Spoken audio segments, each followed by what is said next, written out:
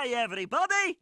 With NetherRealm Studios having ended support on Mortal Kombat 1 not all that long ago, fans of the studio and members of the FGC were running wild with speculation as to when we'd see the rumored third entry for the InJustice franchise. Most had settled on the game getting announced during EVO, which recently concluded. As for why the game wasn't announced during EVO, I can't pinpoint any specific reason, but I do have some theories as to why that might have been the case. Namely, the game probably isn't ready for prime time yet, which is always the best reason to not announce something. The way people reacted to the announcement of the Persona 4 remake is a good indication of that, since a lot of Atlas content creators felt that game looked super crusty when it was first revealed.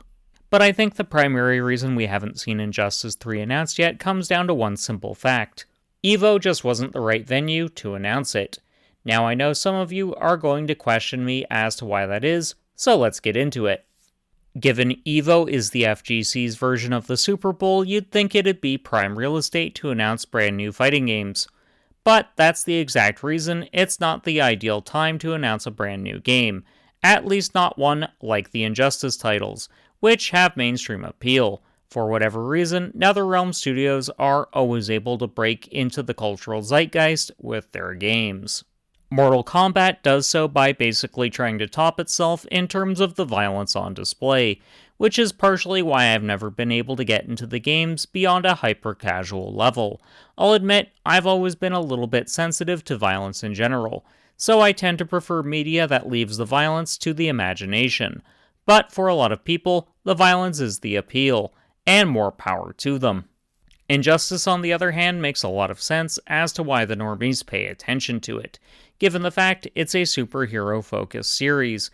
Even if superhero fatigue is starting to set in, they're never going to disappear from mainstream media thanks to the fact they're effectively a power fantasy, and thus people are always going to be interested in that. With video games, you actually get to feel like that character, which is why games like the Batman Arkham titles, or even Insomniac Spider-Man games, are so popular. It taps into that power fantasy, in a way that InJustice games also do the same, but in a more visceral way. Basically, what I'm getting at is this: EVO is going to have the fighting game community over a barrel and paying attention, since our games tend to not receive that much in the way of mainstream coverage. Which makes a lot of sense when you consider fighting games are no longer at the top of the gaming landscape. At this point in time, it's going to be things like Fortnite and other free-to-play titles like that. So, when's the best time to announce a fighting game that's going to have a lot of mainstream appeal? At another event, obviously. Now that I've established EVO was not going to be the best venue to announce InJustice 3 at, what events actually make sense for it to be announced at? We do have a few options. Normally I'd say being announced during a PlayStation State of Play or a showcase would make a lot of sense. However, I'm going to discount that, thanks to one PlayStation exclusive that is coming out next year, that being Marvel Tokon. That game is being developed by Arc System Works in conjunction with PlayStation, and it'll be on both PS5 and PC at launch. And while PlayStation as a brand has been embracing fighting games more and more in recent times, thanks to announcing Tekken 8 during its events, along with announcing Marvel Tokon at its most recent one, it's also finally releasing its own first-party fight stick. I'm going to say announcing it at the next PlayStation event is rather unlikely to happen, given they probably don't want to cannibalize the sales of Marvel Tokon. I know some are going to think that's a massive leap in logic, but it really isn't. You'd be really bloody stupid to show off a competitor to your own product, which InJustice 3 is going to be. It's competing in the same arena as Marvel Tokon, so I would say a PlayStation event is out of the question. So what about something like Gamescom, which is coming up today at the time of recording? Well, it is a fairly large event. It's not one that has all eyes on it, meaning we're not going to see too many AAA caliber games announced during it. Historically, the event has been more the focus of AA games or large budget indie titles, so that's probably out of the question as well. Tokyo Game Show is clearly out, as that's predominantly Japanese games. So we're looking at the Game Awards for a potential announcement, since a Nintendo Direct or partner showcase feels very unlikely. So why do I feel like we're going to see InJustice 3 announced during the Game Awards if it gets announced this year? This mostly comes down to the Game Awards being the time of year where the most eyes are going to be on a given game. The other time where all eyes will be on the gaming landscape is during Summer Game Fest. Since that has long since passed, this makes the Game Awards the clearest choice. But does it make sense to announce it here? It does make a lot of sense to do so, considering the InJustice games appeal to a large demographic. They don't just appeal to members of the fighting game community, they also appeal to fans of DC Comics, superheroes in general, and they appeal to anyone who's at least 10 years old or older. So that's capturing a very wide audience. While InJustice 3 is going to sell well no matter what, it will sell better if Warner Bros. Actually decides to market it well, which the Game Awards is a good starting point. However, I think we're still a while away from the announcement of InJustice 3, so I don't think we're going to get it at the Game Awards. So this brings us to the question of when will we see the next InJustice game. Some have speculated we're going to see it sometime in September because of rather dubious sources. Basically, it's a massive reach. In all honesty, I don't think we'll see it announced this year at all. On average, games take 3 to 5 years to develop, and on average, NetherRealm tends to average one game every 2 years, at least when it comes to releases. Given how large the company is, and given the resources its parent company has, that is a sustainable schedule. However, we saw a wait of basically 4 years between Mortal Kombat 11 and Mortal Kombat 1. It has just been about 2 years between MK1 and whatever their next game ends up being. We know James Gunn has met with executives from Warner Bros. Games, so there's definitely something in the works, but it's probably just a tie-in video game to some of the DC Cinematic Universe's projects. We'll just have to wait and see on that front. But I personally think we aren't going to see an announcement for the next InJustice title until sometime next year. When you consider the next few years of games look really sparse in terms of releases beyond a couple of big hitters, it makes sense as to why NetherRealm would rather wait it out, so that when they do drop a trailer for the game, a release date will not be too far away. At this point, developers have learned it's better to announce a game when it's a year or less away from dropping.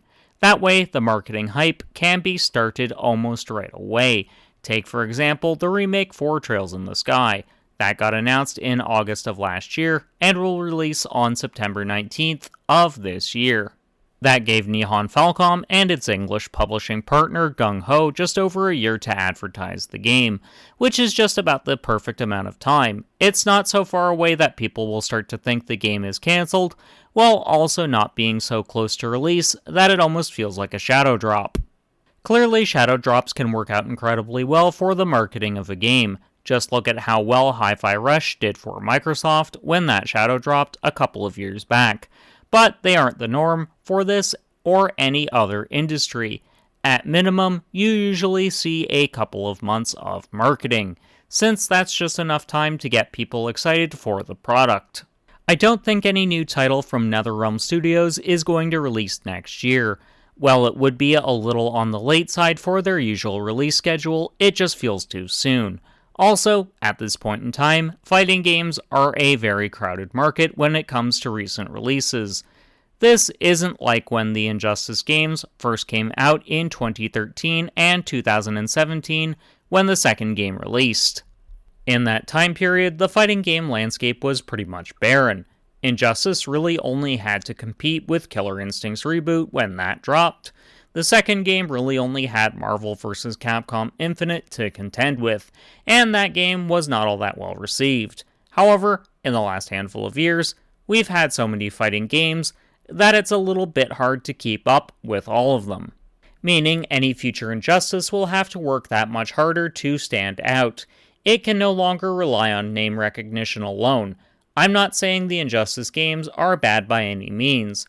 They're competently made fighting games. But they certainly have their problems. The first game feels far too stiff and rigid, so I'm not really a huge fan of it. The second game, on the other hand, feels a lot smoother and a lot more forgiving when it comes to inputs, making it more accessible to a casual player, which is a good thing when you consider its target audience. However, the game also tends to piss off both casuals and hardcore players, which is not a good thing. Why does the second InJustice game piss off a lot of gamers, though? It comes down to the fact the title is basically the ideal game for zoner characters. A character with multiple kinds of projectiles, like a Starfire, is going to have a massive advantage over a rushdown character in this kind of game. By their very definition, zoner characters are annoying, but in 2D games, they kind of are a necessary evil, at least if developers want to keep games interesting. A zoner doesn't really work in a 3D fighter unless they're a character with a long-ranged weapon, akin to a Killick from Soul Calibur or other similar characters. But as a whole, zoners tend to be annoying to deal with, since they play a game of keep away, which isn't fun to fight against, whilst also not being all that fun to watch either. InJustice was so bad in how it handled zoner characters, a lot of the FGC labeled it as zoner hell. I know I'm getting long-winded on this point, but what I'm driving at is the fact InJustice 3, or whatever it ends up being called, is going to have to majorly differentiate itself from its predecessors. It's also going to need to find a way to stand out from its fighting game contemporaries, because games like Tekken 8 and other modern ones really step the bar up in terms of not just graphical fidelity, but also in the quality of features on offer in terms of single-player content, along with the bread and butter gameplay. But to stand out, NetherRealm Studios really is going to have to polish the game, and just a handful of years likely isn't going to get the job done. But when do you think we'll see InJustice 3, and what's your biggest wish for the game? Let me know in the comments. Now check out one of my previous fighting game videos, and until next time, keep blazing that trail.